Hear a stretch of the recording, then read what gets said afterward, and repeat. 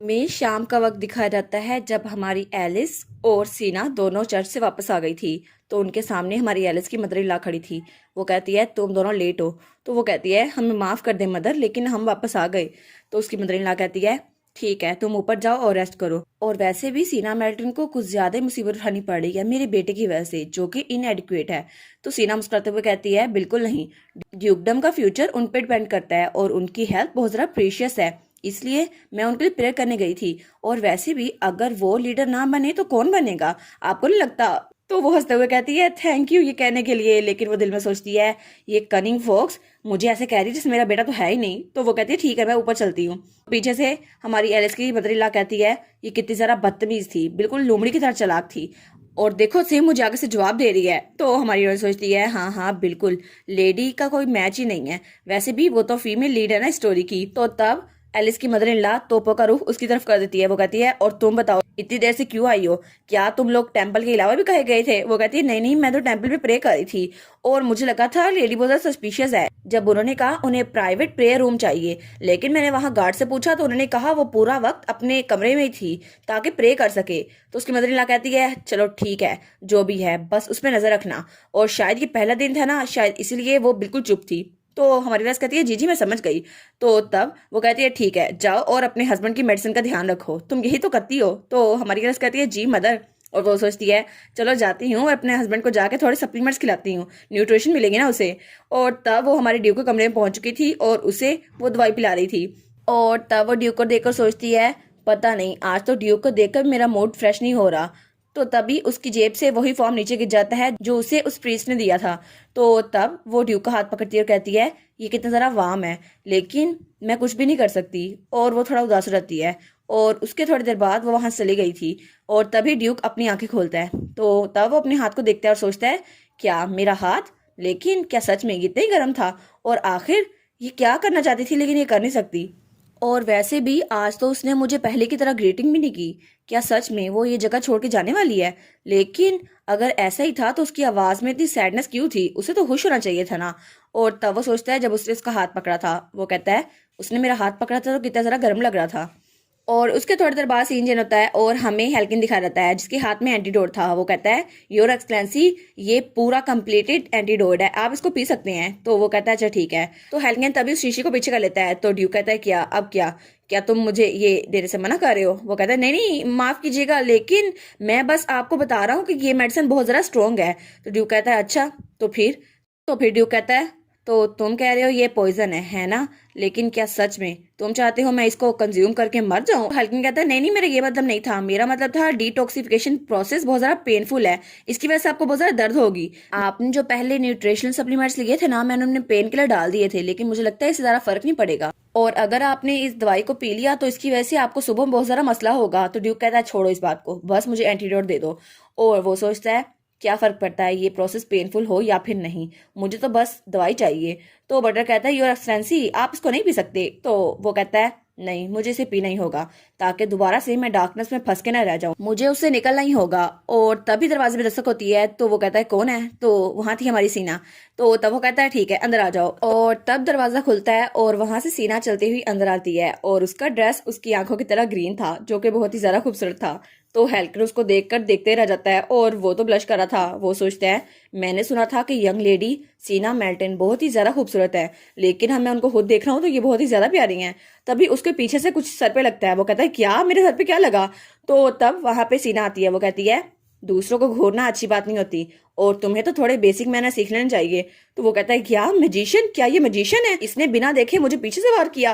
तो वो सोचता है मुझे यकीन नहीं होता कि बिना किसी मैजिक सर्कल के ये मैजिक कर सकती है, और सच में ये तो हाई सर्कल मैजिशियन हुई ना। तो वो उसके सामने कहता है मुझे माफ कर दे, मेरा ये इरादा नहीं था। और वो सोचता है अब तो ड्यूक जा चुके हैं, इसका मतलब है कि अभी ये अपना सोशल डेब्यू नहीं करने वाली। तो सीना कहती है आपकी कंडीशन कैसी है? तो ड्यूक कहता है मैं ठीक हूँ। तो वो उसको देखी जा रहा था। तो तब ड्यूक कहता है अगर तुम्हारा काम हो गया तो यहाँ से चले जाओ। तो वो कहता है जी जी मैं चला जाता हूँ। तो वो सोचता है ठीक है मुझे इनके बारे में फिक्र करने की जरूरत नहीं है। तो ड्यूक कहता है और वैसे भी यहाँ पर कुछ नहीं बचा तो तुम अब जा सकते हो। और सीना भी उसकी तरफ घूर के देखती है। तो वो बेचारा वो कहता है ठीक है प्लीज अब मैं जा रहा हूँ, प्लीज मुझे माफ कर दें। और उसके बाद वो वहां चला गया था। तो ड्यूक और सीना वहां सोफे पे बैठते हैं। तो सीना कहती है मैं आपकी बताई हुई जगह पे गई थी और मैं जेम्स भी मिली थी और मैंने उसको वो लेटर दिया था जो आपने मुझे उसे देने के लिए दिया था, लेकिन उसे पढ़कर वो थोड़ा हैरान हो गया था, लेकिन उसने कोई रिस्पॉन्स नहीं दिया। और कल मैं दोबारा से मिस्टर टैजीरी से इनमें मिलने वाली हूँ। तो ड्यूक कहता है तुम पकड़ी तो नहीं गई? वो कहती है नहीं नहीं, मैं चुपके से निकल आई, किसी को पता नहीं चला, और तब मैंने एल्यूजन छोड़ दिया प्रेयर रूम में, ताकि मेरे जैसा दिखने वाला एल्यूजन प्रेयर रूम में हो, और ये मेरे मैजिक का कमाल है। तो ड्यूक कहता है हाँ, एल्यूजन मैजिक, तुम तो बहुत ही ज्यादा औसम हो। तो तब वो कहता है और तुम्हें डचेस के बारे में कुछ अजीब पता चला? तो वो कहती है डचेस मतलब आपकी बीवी? नहीं, उनके बारे में तो कुछ भी अजीब नहीं है, और मुझे तो कुछ भी अजीब नहीं पता चला। वैसे भी मैंने प्राइवेट प्रेयर रूम यूज किया था और हम लोग साथ नहीं थे, लेकिन आज वो तो बहुत ज्यादा एक्साइटेड थी, बिल्कुल किसी पपी की तरह। तो फिर वो कहता है अच्छा ऐसा है? तो वो कहती है क्या मुझे उन पे नजर रखनी चाहिए? क्या वो डेंजरस हैं? तो ड्यू कहता है नहीं, कोई जरूरत नहीं है, तुम बस मेरे नाइट्स को गैदर करने में फोकस करो। वो कहती है जी जी बिल्कुल, मैं भी इस बात के लिए बहुत ज्यादा एक्साइटेड हूँ, और कल तो मैं मिस्टर टजीरी से भी मिलने वाली हूँ। तो ड्यूक कहता है अच्छा ठीक है, और तब वो वहां से चली गई थी, और ड्यूक शीशी खोलता है और पीने लगता है। तो बटलर कहता है योर एक्सलेंसी, क्या आप ठीक है? क्या आपको ये पीनी चाहिए? तो ड्यूक उस शीशी को पूरा का पूरा पी लेता है। तब वो कहता है इसका टेस्ट कितना जरा घटिया है। तो बटलर कहता है मुझे लगता है आप आज रात थोड़ी तकलीफ में रहेंगे, तो मैं आज रात आपके पास ही रुकता हूँ। ड्यूक कहता है नहीं नहीं, तुम जा सकते हो। वो कहता है लेकिन प्लीज बात तो सुने। तो ड्यूक कहता है नहीं। वो कहता है अच्छा ठीक है, मैं समझ गया। और तब ड्यूक वहां पूरे चांद को देखता है और कहता है नहीं, आज की रात इतनी लंबी नहीं होने वाली, बस थोड़ी सी पेन होगी, वो मैं बर्दाश्त कर लूंगा। और दूसरी तरफ हमें हमारी एलिस दिखाई जाती है जो चलती हुई कहीं जा रही थी। वो कहती है आखिर ये रात को ही क्यों होना था?